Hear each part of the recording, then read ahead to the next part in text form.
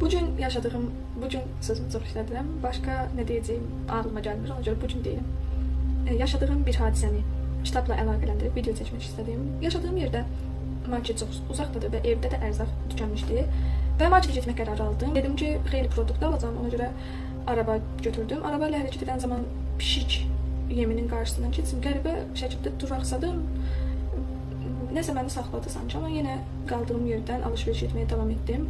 Kassada gözləyənlərin arasında bir adam və yanında qoca bir kişi dayanmışdı və adam kişi ilə çox çobud rəftar edirdi. Sonra mənim baxışlarımın fərqinə vardı və dedi ki, bu yaşlılarla baş etmesi çox zor.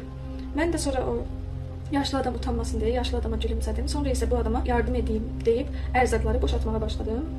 Sonra da mənə təşəkkür edib getdi. Sonra mən fərqinə vardım ki, mənim əl yüküm xeyli ağırdı. Və biraz yol getmişdim ki, oturub dinlənmə qərarına gəldim. Dinləndiyim ərəfədə bu iki insan pedallı rişka ilə yanından keçirdi. Mənə başından salam verdi və dedi ki, köməyə ehtiyacım var. Oranın insanını tanıyıram, qəsəbə kimi bir yerdir və yaxşı insanlar olduğunu bilirəm. Mən də dedim ki, əslində çox yaxşı olar, yüküm xeyli ağırdır. Dedi ki, bizim öz yükümüz də var. Atamı evə buraxım, gələcəyəm. Mən də onu gözlədim. Gözlədim, o gəldi və mənim yükü daşımağıma kömək elədi. Təşəkkür etdim. Sonra dolmuşda gözlədiyim ərəfədə orada da bir tərk edilmiş ev var. Hasarı xeyli alçaqdandı. Evə baxdığım zaman həyətində pişiklər gördüm. Bir qara böyük pişik idi və onun da yanında balaları var idi. Və pişik mənə çox belə qəribə bir şəkildə gözlərimə belə baxır. Mən öz-özümə dedim ki, hər halda orada hiss etdiyim bununla əlaqədardır.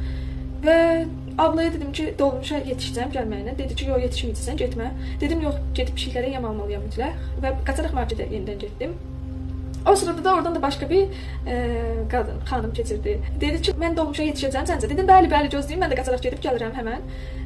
Və mən ən yaxın marketdən, alış-veriş elədiyim marketdən yox, daha yaxınından pişik yemi aldım və gəldiyim zaman gördüm ki, abla bütün yüklərimi dolmuşun içinə qoyub məni gözləyirlər. Dolmuşçuya dedim ki, mən mütləq pişiklərə yem verməliyəm. Dedi ki, yox, biz mütləq çıxmalıyıq. Mən dedim ki, ora bir şeyim düşüb. Tez yemin ağzını açdım və pişiklərə verdim və dolmuşa mindim. Dolmuşa yetişirmiyim deyən abla da onun içindeydi. Hamısı bildi ki, mən pişiyə yem verməyə çalışırdım.